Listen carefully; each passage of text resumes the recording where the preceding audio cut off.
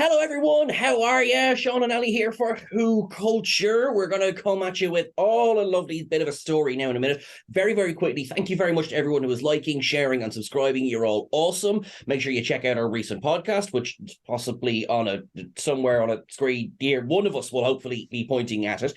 And remember, you can catch all of these podcasts on Apple Podcasts, Google Podcasts, on Spotify, but the videos will be exclusively on YouTube. And make sure you follow us at WhoCulture on the various socials as well. Now, hi, Ellie. How are you? I'm okay. Are you okay after reeling all of that off? I am a little bit, yeah. I did a shot of espresso before we started. So Oh, good. I kind of feel like, wow, oh my God. Yes, so you're good. This is great. Tell me, Ellie, how do you feel about clothes? Clothes. I like clothes. They keep you warm. They keep you modesty. Excellent. And how then would you think about, say, outfit reveals? I quite like outfit reveals. The only thing I don't like about outfit reveals is when they're made when not a single member of the WhoCulture team is available to cover it there and then. That is a good point. That is a good point. Yes. So, yes, we'll be having words with Russell T. Davies after this. Yeah, could he not consult with us next time before he drops something? Exactly. Right. So that is, of course, that is what we are here to talk about today. We're talking about the outfit reveals for Ncuti Gatwa's 15th Doctor and Millie Gibson's Ruby Sunday, which I'm going to run out of breath very, very soon. But before we get into the main bit of the story, including news about filming, let us go to our TARDIS tidbits. TARDIS tidbits. Okay, so TARDIS tidbit number one is about Classic Who on Britbox. I don't know if anybody else noticed in the last week or so that everyone had a bit of a panic that Classic Who was going to disappear off of Britbox in like 12 days' time. I think what actually happened was something hadn't been updated or something was due to be updated. And so a little calendar was going only 12 days left to watch. And everyone was like, no, where's it going? But Britbox have the official help Twitter page, I believe, have confirmed that it's not going anywhere. So we are safe for now. I am delighted for those of you who have access to that. And actually, you know what? I joke. Look, listen, I might not have access to it, but I would never begrudge anyone having access to it. Do you know what? It is really good to have. Last night, actually, so we had this conversation the other day about how I need to start watching more of the Classic Who. And believe me, I will get there eventually. But in terms of when we're covering things in videos, it's so helpful having it all there and having access to everything to check scenes to make sure that everything makes sense. But also last night, I watched K9 and Company for the first time because it's on Britbox. I really enjoyed it, actually. I don't know why I'd never seen it before. It was basically like the Sarah Jane Adventures, but before the Sarah Jane Adventures existed. Yeah. And I really enjoyed it. Cute. Oh, that's funny. At one point I will just move to the UK just purely to have access to Britbox. But no, that's actually really cute because dramatic pause. I've never seen Kane on the Company. Well, neither had I until last night. Okay, I would recommend. Do you know what? I really like Sarah Jane. Out of all the companions, I think maybe because I grew up watching the Sarah Jane Adventures and kind of that when School Reunion came on, I really liked that she was back. But I feel like Sarah Jane is my connection to Classic Who. I understand. And watching K9 and Company when it was I don't actually know what year it was made, but she was definitely younger. I think it was after, obviously, she was in Doctor Who, but it was way before the Sarah Jane Adventures. And so it was quite nice kind of watching what Sarah Jane kind of would have been like when she was a companion, as opposed to seeing her when I'd seen Sarah Jane Adventures. I really enjoyed it. Oh, that's good. I will definitely, I mean, as I am working through a lot of Who myself, I definitely need to catch that one. I, of course, am not going to say which ones I haven't seen. There is a chunk of Classic Who that I also have yet to get through. There is a lot of it. There is a lot to get through. Yeah. If I've learned anything from trying to get through Star Trek, there is a lot to get through of these classic eras of shows. That is very true. Sure. I mean, how many times have we said it's 60 years old next year? It's 60 years old. 60 years worth of content to cram into your head when you're not 60 years old. You're not? Yeah, I have a really good makeup routine.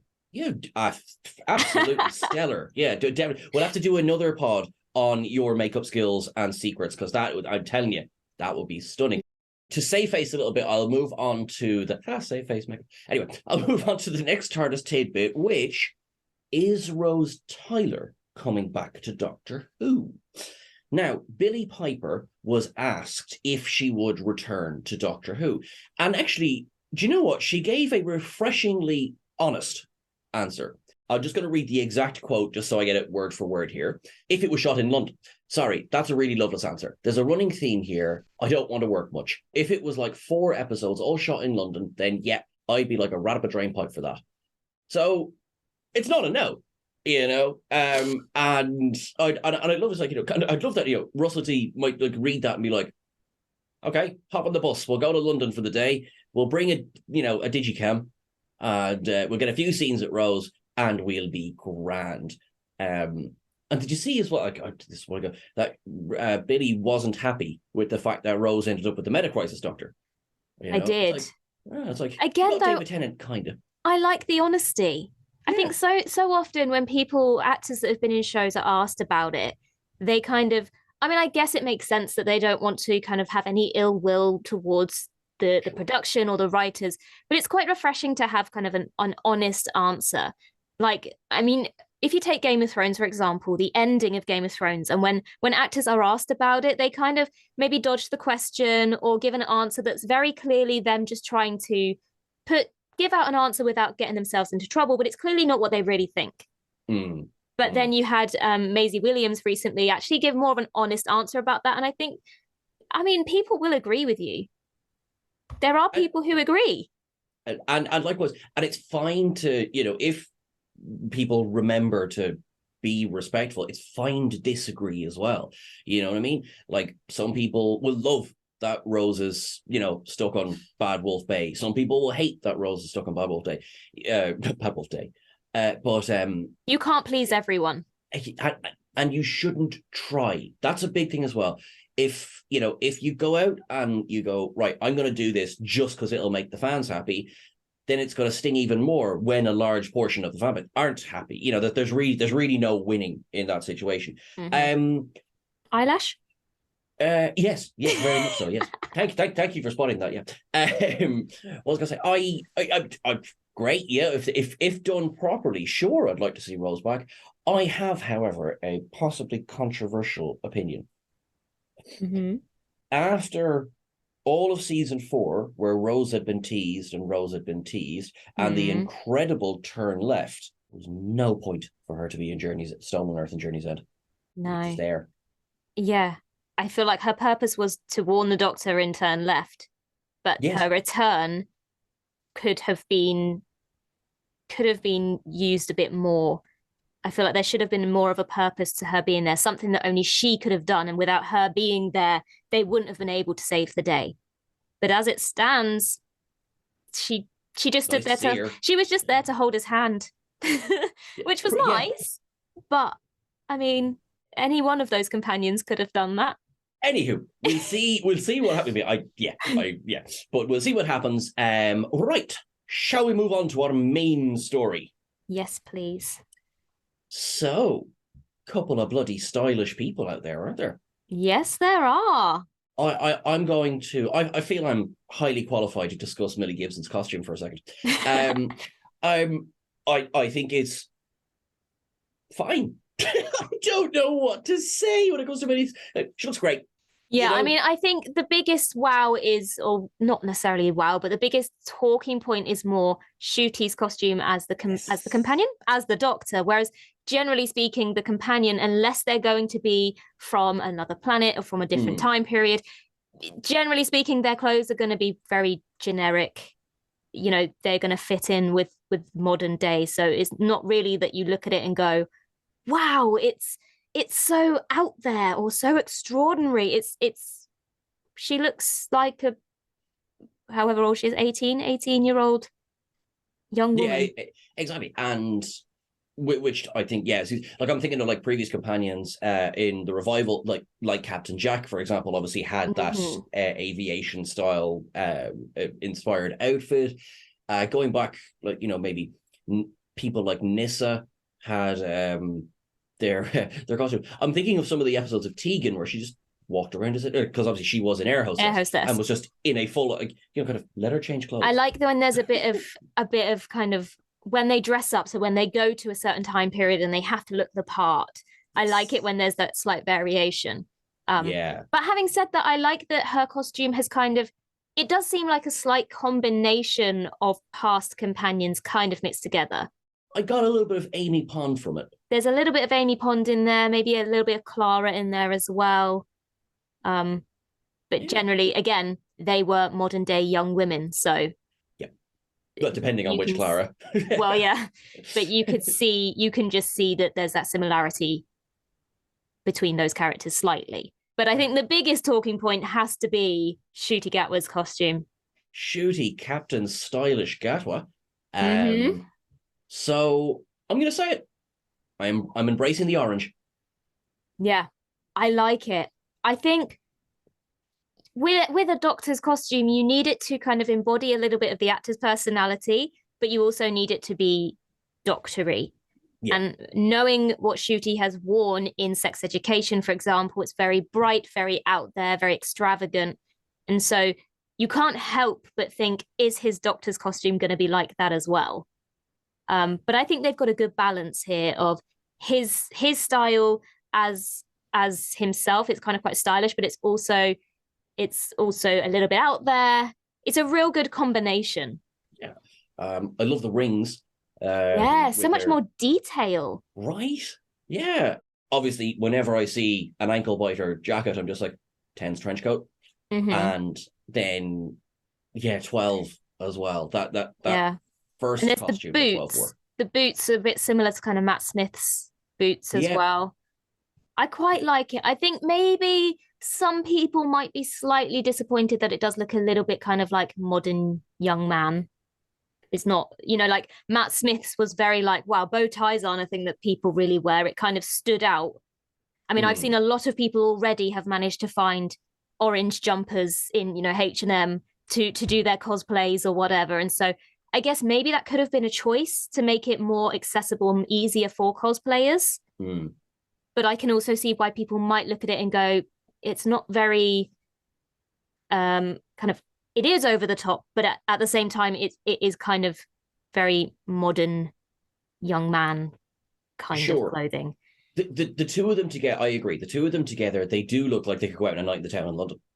Yeah, as opposed to a Time Lord. Exactly. Hundreds of years old. I honestly, I can't wait to see, in like traditional like series 1, series 2, where they're like walk. Actually, Joe, what the one is just jumping to mind. Sorry, I promise I'm going somewhere with this. Season 3, the Shakespeare Code. Like medieval England, just walking through in luminous orange.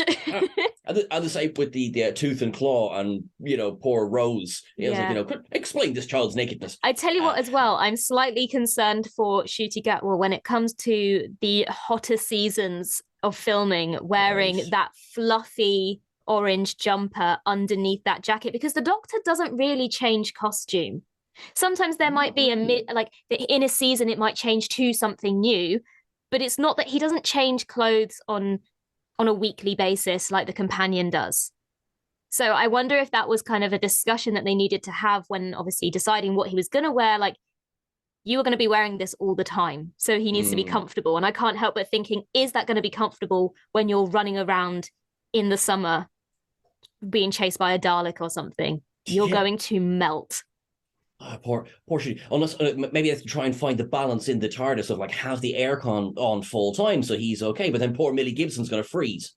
So there were a couple of videos that were posted on social media with the costume reveals and with them on set, which I quite like as well, that we've got these younger actors who are really present on social media. So we're getting these looks and these behind the scenes videos and clips that we never really have got before. It kind of makes you feel like you're there. Yes. But he did show off. He shows off his nail tattoos. I don't think we actually know what the symbols mean as of yet. It wasn't a very clear video, but I like that attention to detail. Big time. I love his necklace as well. Like, I just like with the exception of maybe Colin Baker's Sixth Doctor, I think he's the most stylish Doctor of them all. Yeah, he definitely has. I mean, yeah, I think, when you have like Christopher Eccleston's Doctor, it was very bland, dark colors, not much about it.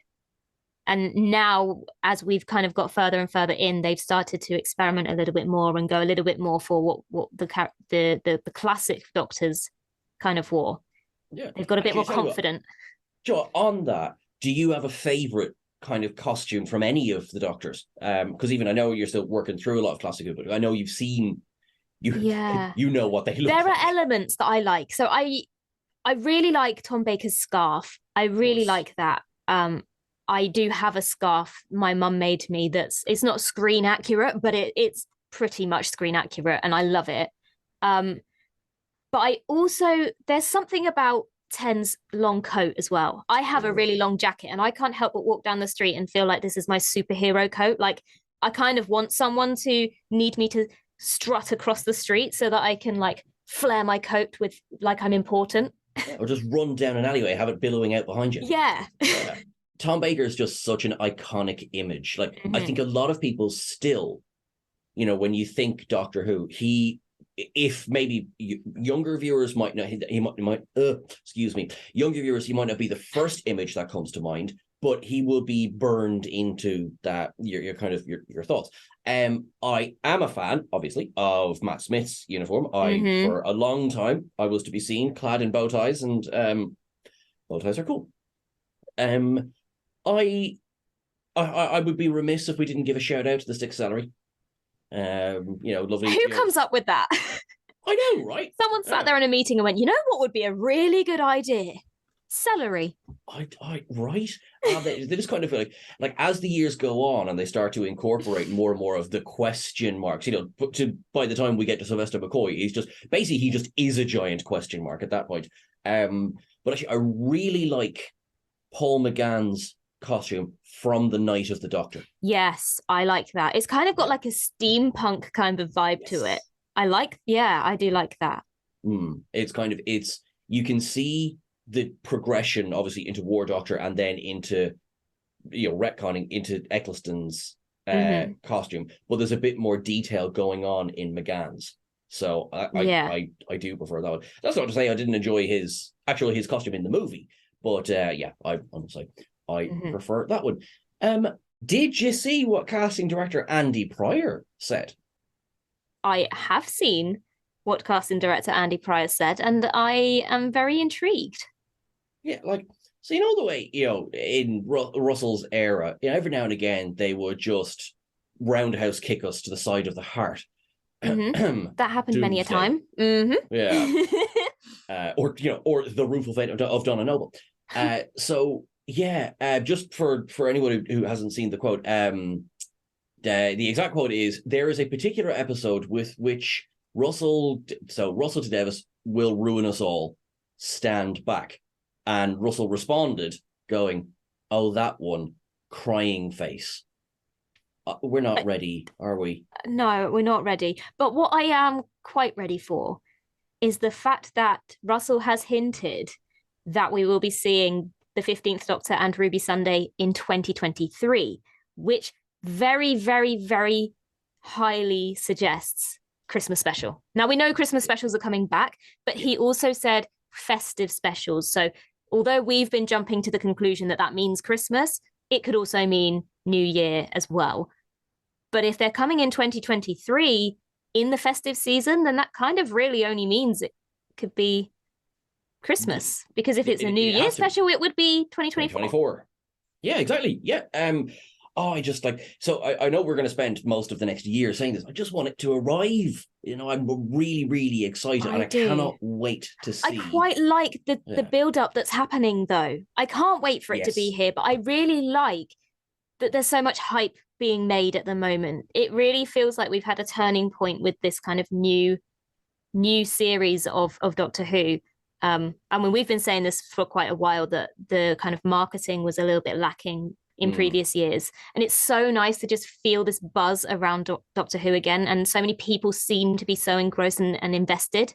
I absolutely love it. I love that there is so much discussion happening online. And actually, speaking of discussion, let us have a look at some of the responses to our community posts that we put out. So remember, every week, folks, we put up community posts so that we'd love to hear your thoughts. So you can see me obviously looking off screen while I'm just getting this up on my screen.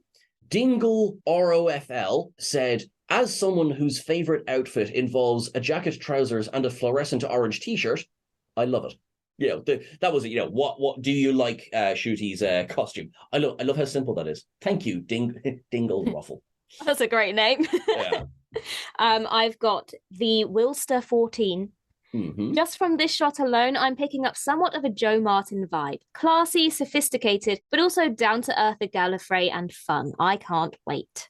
Epic. I think that the general consensus is that it's a really good balance between like extravagant and classy. Yeah, basically, Brennan Day says obsessed, burning heart, star emoji, or starry-eyed emoji, orange heart. Very nice. I would totally wear this at a WhoCon. I agree. But Jassy actually just really, because I think this is interesting. I actually visualized a completely different outfit, and I want to say I hope they change this one, but I'm also thinking that this outfit might actually grow on me. Do you know what? I just want there to be like a storyline where there's loads of doctors and they just swap clothes. And we can just see what they all look like in each other's costumes and outfits. That'd be so cool. Yeah, like Tom Baker in Jodie's outfit. You know, Jodie in the... Well, actually, I was going to say... Well, we've seen Jodie in 12s. From the regeneration. I love what this person here has said is orangutan-tastic. I think that's how it's said, which is a great username. That's brilliant. I really love it, but I can't escape the thought that Shooty was dressed as a giant pumpkin for Halloween and then randomly decided to put on a jacket because it was cold. I see the logic. Yeah, I do feel like the way we were saying it kind of feels like quite modern and hip. That's definitely not the right kind of word to be using. I've just aged myself quite a bit there. But I can imagine Shooty just turning up to that costume fitting, wearing that. They go, let's chuck a jacket with that. And they go, we're done. Costume sorted. Well, in fairness, Matt Smith was something similar. He was like, I've got this coat. You know? Yeah. So we'll wrap it up there. So this will be dropping on the same day that, spoiler behind the scenes, this is the same day that we are recording this. So depending on what time this comes out at, make sure you join us for our live watch along, Who Watch Wednesday of Voyage of the Damned. So that will be on December the 21st, which is time of recording, at 7 p.m. 7 p.m. 7 Which p.m. makes me think that we probably will have finished it by the time this goes up. But then, in which case, I hope you enjoyed joining us for our live watch along of Voyage of the Damned on Instagram Live. So make sure you're following WhoCulture on Instagram, and you'll be able to be a part of our semi-weekly Who Watch Wednesdays. We're going to get in better there. at that. Yeah. You know, in the new year, maybe we'll make that our New Year's resolution, to be on it a bit more. And also, let's just add then, this will be the last podcast that goes up this side of Christmas. So make sure that you all have a wonderful Christmas if you celebrate it. If you don't, enjoy the 25th of December as just a random day of the week. Yeah, have a nice Sunday. Yeah, have a nice day. Merry Christmas, everyone, and happy holidays. However you celebrate or choose not to, just have a wonderful time. Bye. That was really delayed.